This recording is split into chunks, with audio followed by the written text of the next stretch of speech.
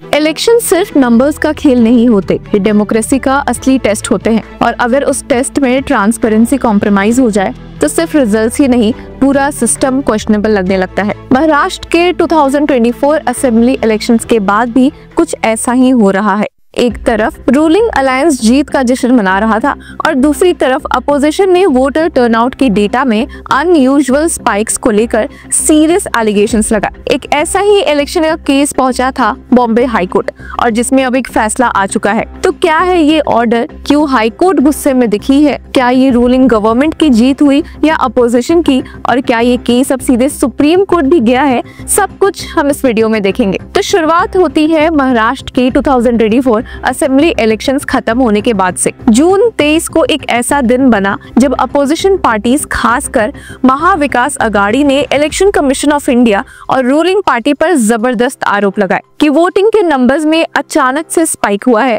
जो उनके हिसाब से सस्पिशियस है। कांग्रेस के एमपी और लोकसभा के leader of opposition Rahul Gandhi ने भी बार बार वोटर टर्नआउट में हुई इस अचानक इंक्रीज पर सवाल उठाए। अब जितनी तेजी से ये न्यूज वायरल हुई, उतनी ही तेजी से अपोजिशन ने एलिगेशंस उठाए और उतनी ही तेजी से रूलिंग ग्रैंड अलायंस ने उसका जवाब दिया।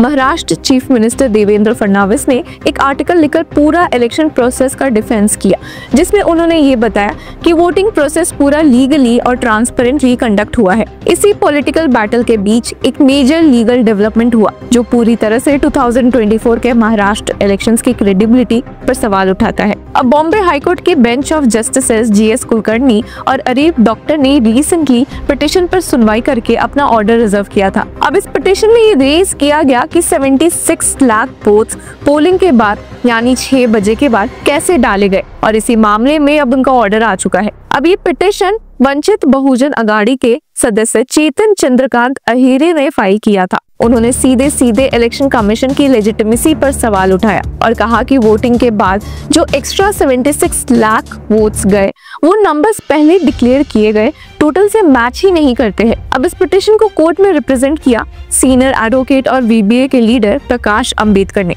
और जब हियरिंग पूरी हो गई तो उन्होंने एक तीखी टिप्पणी दी। उन्होंने कहा कि serious questions on transparency and democracy of the electoral process. अब प्रकाश अंबेडकर पहले से ही ईवीएम्स और इलेक्टोरल अमेंडमेंट्स के खिलाफ आवाज उठाते आए हैं। जनवरी 16, 2025 को उन्होंने कांग्रेस प्रेसिडेंट मल्लिकार्जुन खड़गे और कई दूसरे अपोजिशन लीडर्स को एक लेटर भी लिखा था, जिसमें उन्होंने रिक्वेस्ट किया कि सब मिलकर इलेक्ट्रॉनिक वोटिंग मशीन्स के यूज और कंडक्ट ऑफ इलेक्शंस रूल 1961 में की गई अमेंडमेंट्स के खिलाफ एक यूनाइटेड स्टैंड ले। उन्होंने क्लियरली कहा था कि figure of 76 lakh votes is not only wrong but it raises serious questions on the transparency and democracy of the electoral process. अब पिटिशनर चेतन अहिरे ने कोर्ट में ये कहा कि 76 लाख वोट्स पोलिंग आवर्स के बाद मिस्टीरियसली ऐड किए गए और वो नंबर्स पहले के डेटा से मैच नहीं करते। उन्होंने डिमांड की कि इस मैटर में थरो इन्वेस्टिगेशन होनी ही चाहिए। लीगल काउंसिल ने भी ये आर्ग्यू किया कि इलेक्शन कमीशन और दूसरी अथॉरिटीज ने प्रॉपर लीगल प्रोसीजर फॉलो नहीं किया वोट काउंटिंग और रिजल्ट डिक्लेरेशन के दौरान। अब काउंसिल का कहना था कि हर स्टैट्यूटरी बॉडी को कॉन्स्टिट्यूशन के अंदर ही काम करना चाहिए और अगर कोई सरकार ऐसे इलेक्शन के थ्रू बनी हो जो फ्री और फेयर नहीं था तो वो डेमोक्रेसी के लिए एक serious havoc to the democracy of the country बन जाता है। उन्होंने ये भी कहा कि कई इंपॉर्टेंट इंफॉर्मेशन छुपाई गई जिससे ट्रांसपेरेंसी कॉम्प्रोमाइज हुई है। कोर्ट में सीनियर एडवोकेट प्रकाश अंबेडकर ने एक स्टैंडिंग काउंसिल के रूप में पिटिशनर की लीगल टीम को सपोर्ट किया और उनका कहना था कि इलेक्शन कमीशन, सेंट्रल गवर्नमेंट और महाराष्ट्र स्टेट गवर्नमेंट ने अपने अपने डिफेंसेस कोर्ट में रखे, लेकिन उनका आर्गुमेंट था कि प्रोसीजरल इंटीग्रिटी की कमी और अनएक्सप्लेन्ड वोटिंग फिगर्स से पब्लिक ट्रस्ट इलेक्टोरल सिस्टम में अंडरमाइन हो रहा है। अब हाईकोर्ट ने अपना फैसला 25 जून तक के लिए रिजर्व कर लिया था और अब वो वर्डिक्ट आ चुका है। तो बॉम्बे हाईकोर्ट ने पिटिशन को साफ साफ खारिज कर दिया। जी हाँ, आपने सही सुना। Bench of justices GS Kulkarni और अरीफ डॉक्टर ने पिटिशनर चेतन अहिरे के रिट पिटिशन को एंटरटेन करने से ही मना कर दिया। कोर्ट ने साफ कहा कि ये पिटिशन ने उनका एक पूरा दिन वेस्ट किया है, लेकिन उन्होंने किसी तरह का कॉस्ट इम्पोज करने से अपने आप को रोक लिया। बॉम्बे हाई कोर्ट ने कहा कि in the light of the above facts we have no doubt that this petition needs to be rejected. It is accordingly rejected. A whole day of this court was wasted in hearing the petition, although cost should be imposed on them, but we refrained from doing so. अब petitioner अहीरे ने demand की थी कि 288 assembly constituencies के election results को cancel किया जाए क्योंकि पोलिंग प्रोसेस में वायलेशंस हुए हैं।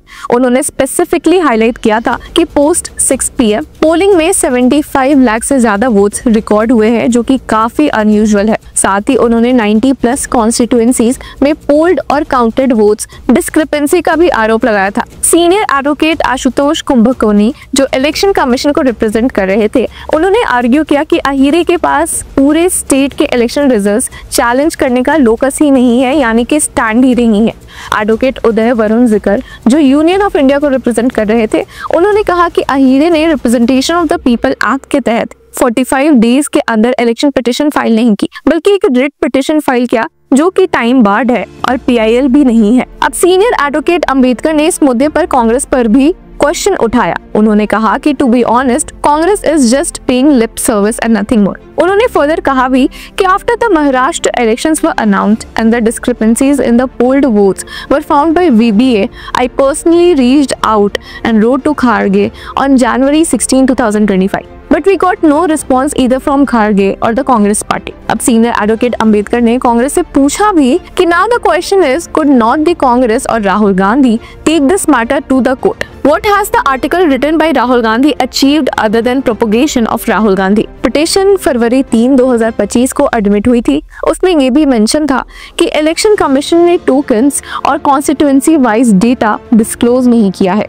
एडवोकेट संदेश मोरे और हितेंद्र गांधी ने कोर्ट में आर्ग्यू किया कि 6.80% वोट्स 5 बजे के बाद कास्ट हुई और RO हैंडबुक के अनुसार अगर पोल्ड और काउंटेड वोट्स मैच नहीं करते तो RO रिजल्ट डिक्लेयर नहीं कर सकता। सीनियर एडवोकेट अंबेडकर ने कहा कि the RO returning officer is duty bound to refer the differences in votes polled and counted to the EC for its directions as mentioned in the handbook published by the election commission and till that time the right to declare result is suspended. Petition में एक और fundamental सवाल उठाया गया था, whether the result declared without jurisdiction and without powers is null and void since there have been violations of various norms। लेकिन अब Bombay high court का डिसीजन आ गया है, पिटिशन को रिजेक्ट कर दिया गया है। ये एक सेटबैक हो सकता है उन सबके लिए जो इलेक्शन ट्रांसपेरेंसी को लेकर सवाल उठा रहे थे, लेकिन सीनियर एडवोकेट प्रकाश अंबेडकर और उनकी लीगल टीम ने एक प्रेसिडेंट जरूर सेट किया है कि अगर किसी को इलेक्टोरल प्रोसेस में कुछ क्वेश्चनेबल लगे तो जुडिशरी तक जाकर लीगली फाइट किया जा सकता है। तो अब सवाल है कि आगे क्या होगा? क्या ये मैटर सुप्रीम कोर्ट तक जाएगा? क्या इस लीगल बैटल का पॉलिटिकल फॉल आउट होगा?